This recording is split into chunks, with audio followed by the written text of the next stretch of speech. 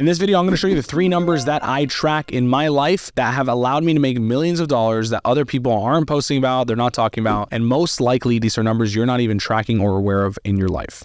The first number is called your burn rate. The burn rate is the amount of money that you spend every single month just to live, whether it's your car, your house, your food, everything in between. It is a total amount of money that you need to actually survive every month. This is pretty much the living threshold that you have. Now, the goal is as you make more money, you keep your burn rate the exact same. So example, if your burn rate is $5K a month when you're making, $100K a year, when you make $500K a year, if you can keep your burn rate at $5K a month instead of increasing it, you'll allow yourself to create a bigger savings spread is what I call it, where you have more money that you can keep in your pocket after all your expenses are paid so that you can go and invest in other opportunities to be able to make more money, whether it's actively or passively. Now, the problem is most people, when they have more money, increase their burn rate quickly. So as they make more money, they increase their burn rate. They get nicer cars, they get bigger homes, they start spending more money on food, their credit card bills add up. And so even though they make more money, their savings spread is still the same. And so number one rule that I have is as I continue to make more money above my actual burn rate, I try to keep my burn rate as close to that original number as possible. Now, obviously, you're going to start buying nicer things, etc. But I do so within reason so that I can keep my savings spread as big as possible.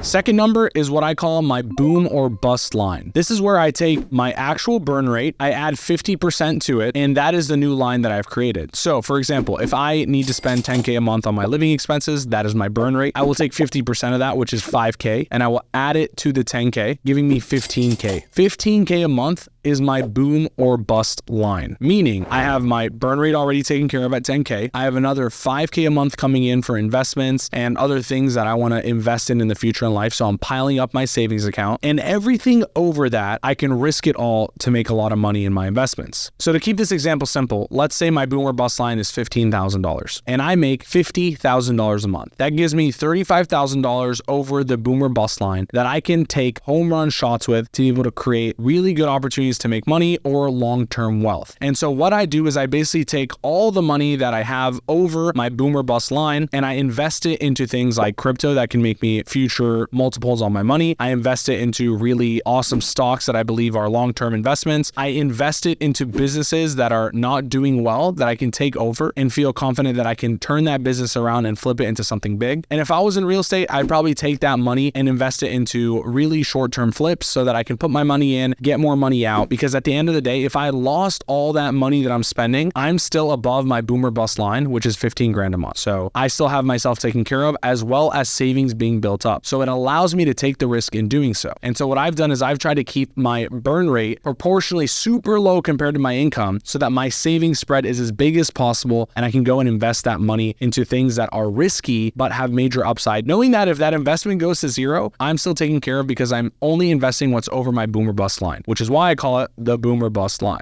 Now, just keep in mind, the younger you are, the more risky you can be because you have much more time to gain that money back. The older you are and the more responsibilities you have, like a family, children, home mortgages, things like that, the less risky you need to be with whatever is over your boom or bust line. And the last number that I track is what I like to call my freedom threshold, is the number I need to make every single month passively in my life to be able to never have to work again. So what this is essentially the equivalent of your burn rate. So if my burn rate is $10,000 a month, my freedom threshold is making more than $10,000 a month in passive income. I'm not saying I show up to work every day. I'm not showing I run a company. I'm talking about making money off of interest on the money that I already own, making passive stock returns, making passive crypto returns, owning businesses that actually pay me money every month without doing anything, or even most likely real estate investments that add up to over $10,000 a month of passive positive cash flow in my pocket so that I know all my expenses are forever covered passively with my investments and I have my freedom threshold covered, which means I will never have to work again. So I need you to go back, measure what is your burn rate, add 50% to that, figure out what your boom or bust threshold is, try to keep that number as low as possible as you make more money, take everything above that number and invest it in things that can create passive income for you so that you can eventually reach your freedom threshold, which will allow you to never have to work again. And it'll give you the freedom to be able to think and play bigger in this world and this life so you can go do whatever the fuck you want instead of showing up to work work every single day and trying to make sure you're matching your burn rate with your income. Instead, take everything above that number, invest it into passive income opportunities, and create the freedom that you deserve for yourself. Hit that freedom threshold so that you can do whatever you want with your life and your money moving forward.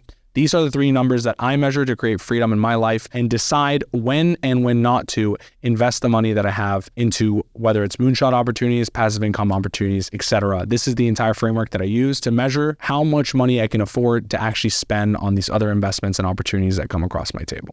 If that video was helpful, go ahead and hit the subscribe button below as I create more content just like this to help you understand my frameworks of managing money, my frameworks of running a business, and how I put everything together to be able to create the 8-figure businesses that I have in today's world. Go ahead, hit the subscribe button below, and I can't wait to bring you more value just like this.